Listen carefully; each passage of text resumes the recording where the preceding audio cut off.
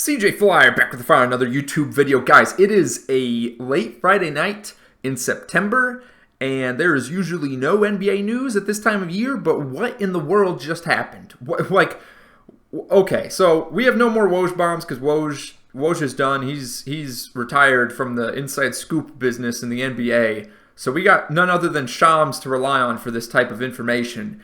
And just dropped, just now, in case you missed it, the New York Knicks trading for Karl-Anthony Towns. I'm sorry, what? Why? I just look. I haven't had a lot of time to think about this, as you can tell. You know the post was made a few minutes ago, so I haven't really sat down, thought about it for an hour or two. This just happened, first impression, and I know what they're trying to do. I think since they lost Isaiah Hartenstein to the Oklahoma City Thunder this offseason, and he was a key contributor for the Knicks in the postseason last year as they made their way to the conference semifinals versus the Pacers. Mitchell Robinson was hurt. He's injury prone. They don't really have any other 7-footers on the team. At least, is Jericho Sims a 7-footer? I really don't remember, but he's not really a rotation guy anyways. He's more of a bench player. So, the Knicks are looking for someone that's 7 feet tall, that can play, rotation minutes, if not starter minutes. And in addition to that, obviously, I know I've seen comments from Knicks fans over the years. They've been through a roller coaster of emotions with Julius Randle. A lot of ups and downs, from being an incredible all-star performer, all-NBA even, to just being flat out just bad. I don't have a good adjective at the moment. Just he's bad. And he was injured for their most recent playoff run here. So I guess they probably figure, well, we don't really need him, and the piece that we lost was a big, and we're going to replace him with another big. Now, Karl-Anthony Towns, the reason I just don't get why the Knicks are doing this, one, Karl-Anthony Towns is not known as the physical big down in the post. I don't know if the Knicks front office really watched that playoff series in the Western Conference Finals versus the Mavericks this past year, but no. That's why they got Gobert on that team. Secondly, did they see his 3-point performance? I get it. Sometimes players get hot, sometimes players get cold. He just happened to not be shooting very well for most of the games in the Western Conference Finals. That doesn't necessarily mean he cannot perform at the highest level on the biggest stages, but I'm just saying that the track record so far, not looking that hot. So for the Knicks, who are looking to compete for an NBA Finals appearance, I guess look, I'll be honest, I didn't pay close attention to the Wolves Nuggets series this past year. I just kind of assumed the Nuggets would take care of business and was focused more on the Mavs Thunder as a Mavs fan. But oh my goodness, I guess the Knicks didn't have a lot of options, right? What were they going to do? Sign Nerlens Noel? I don't think the Knicks had a lot of choices as far as what they could actually do here. But yeah. So right now, actually, I just got a notification on my phone as far as the full details of this trade. So Shams is saying live right now as I'm recording this, Towns for Julius Randle, Donte DiVincenzo, and a first-round pick via Detroit. Oh, man. Oh, the Timberwolves got a steal. I don't care what anyone says. This is big for the Timberwolves. I love this trade for them. Oh, my goodness. The Knicks are just making... Okay, another thing. My mind's a little fuzzy on this because, the whole Jimmy Butler drama that happened when he was there in Minnesota. But didn't Towns have a not-so-great relationship with Tom Thibodeau? Am I remembering that right? Someone in the comments is going to have to let me know. And I'll have to look it up later. I could have sworn they didn't have the best relationship. Their personalities didn't mesh well, but at least that was the reporting at the time. So just, again, what are the Knicks doing here? I'm at a loss for words, quite honestly. I think the Timberwolves get a steal. I think there is a possibility that the Wolves are, accepting the fact that They may not be making it back to the conference finals this upcoming season. I think that's a totally valid take. They're probably not going to admit it, and I think Wolves fans would hate to admit. I mean, it's not like they're going to be a bad team. You know, Julius Randle is he's no slouch. Like he's good, but look, he's on he's under contract this season, and he's got the player option next season. So you're taking the gamble that he's going to want to stay. And then, I mean, I think, I think if things go well, what'll likely happen is he declines his player option and they sign a huge extension or something, in the offseason next year. But we'll see. We'll see what happens. Let's start looking at the stats. And then another thing, Donte DiVincenzo, man, he had a great, I guess they're going sell high on him, right? Because he had like a career year last year, as far as I can recall. If we look at the regular season stats here, these are game highs. Let's go ahead and look at the per game stats. So where are we at? Here we are, per game stats. And if we look at, I mean, he played the most games he's played in his whole career last season. So that's definitely a sell high. 15 points per game compared to, previously in his career around that 9 to 10 point per game range. So he got a bigger role, obviously. The Knicks needed some of that depth at the guard position. They've gone ahead now and added Mikal Bridges. So does Mikal Bridges take some of those shots away from Donte DiVincenzo? I mean, that's highly possible. So the Knicks now have a starting lineup. They're going to have Brunson. They're going to have Mikal Bridges. They're going to have Karl-Anthony Towns in there. They're going to have Josh Hart in there. And then OG Anunoby. OG Anunoby. He'll be at the 3. Yeah, I mean, don't get me wrong. It's a great lineup. Like, they'll still be competitive in the East, especially since the East is notoriously known for being much weaker than the West.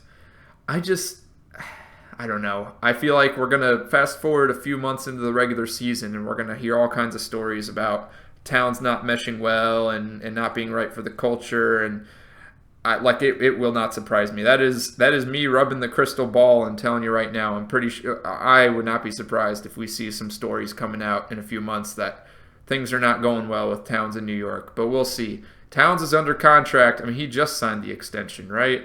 Back in 2022. Excuse me. He's still under contract. His player option is not until the 2027-2028 season. My goodness. So the Knicks kind of just. They went all in. They're going all in for the finals. I guess they feel like this is the final piece. Again, maybe I shouldn't be so hard on the Knicks. To be fair, again, they really needed a big. I don't think Karl-Anthony Towns is the answer, but they definitely needed a 7-footer on the roster, and this definitely accomplishes that. And he's also you could argue all-star caliber player. If we go ahead, I think his 3-point percentage during the regular season was good, so I'm probably being a little bit too harsh, but let's go ahead, take a look at those per game stats for Karl-Anthony Towns here. So last year all-star, not his first time, but his first time in a little while. He hasn't had a lot of all-star seasons, but last year 22 points per game, 0.7 blocks, 0.7 steals, 3 assists, 8 rebounds. Shooting percentages. That's what I was about to say. There's that 3-point percentage, because did he win the 3-point contest? I know he participated and he did well. I just can't remember how he finished. But yeah, obviously his shooting during the regular season pretty great. During the finals, nowhere near as good, and especially in that series against the Mavs, he kind of went cold. So. Maybe I'm being too harsh. He's obviously a great player. Let's go ahead and compare to Julius Randle's stats here. Let's go up to the per-game stats for Julius Randle. There we go. Oops, sorry, didn't mean to highlight all that. Points per game. Yeah, last year, All-Star, 24 points per game, 5 assists, 9 rebounds. Pretty comparable. The only difference is shooting percentages during the regular season, much lower for three-pointers anyways. Which, he had one good... Yeah, there's that good season I was thinking about. That 2020-2021 season, he was on fire. Yeah, that's right. Most improved player, MVP, top 10. Yeah, that was a great... Probably Julius Randle's best season by far, even though he's averaged more points per game in the previous year. But yeah, look, I don't. This is a win for the Timberwolves because they are clearly building for the future. I think you got Anthony Edwards that experience with a deep playoff run at 22 years old. He is still very young and much he's got plenty of room to improve. Gobert's not getting any younger, but at the same time, he's got his weaknesses, right? As we all know from the NBA media, aka Shaq, talking all kinds of trash. But look, he's not a bad player by any means. It's just it's not like when they lose Gobert, it's going to be the end of the world. Anthony Edwards is very young. He's still got plenty of years ahead of him, even before his prime. We get to that point. And now they're adding, they're replacing Towns with someone who maybe he's not as great of a shooter. If we look at those playoff averages again, he did not play in the playoffs last year because of injury. But, I mean, yeah, someone that doesn't shoot the ball as well from three, so that's not so great. But he's also more of a playmaker. He gets those assists. And at the same time, you're also adding a guy, Donte DiVincenzo, who's always looking to prove himself. I think he definitely proved himself last season. If we look at those playoff averages, 18 points per game in the playoffs, shooting 42% from three. Yeah, he had a great playoff run for sure. And if we look at his contract, where is it at? A little bit further down. Oh, I skipped it. Hold up. There it is. Yeah, he's still under contract for the next 3 seasons.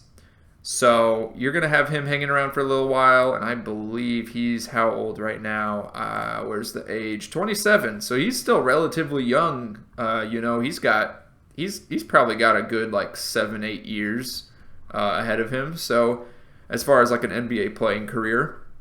So yeah, I mean, all in all, and the best part of this all, because this is not shown on the screen here, and I apologize. I would get that up later, at some point, but. Like I said earlier, on notification on the phone, the Pistons' first-round pick for next year is going to the Could the Timberwolves? Hold on. That pick. Let's go ahead. Let's look at the notifications here. First-round pick via Detroit. Is that not the first-round pick that's for 2025? Could that not end up being the pick that's Cooper Flag? Did the Knicks just hand wrap, a little bow on top of the present, gift it to the Timberwolves here? I'm not sure. I need to do more searching on that, quite honestly. I'm not going to make any crazy claims here.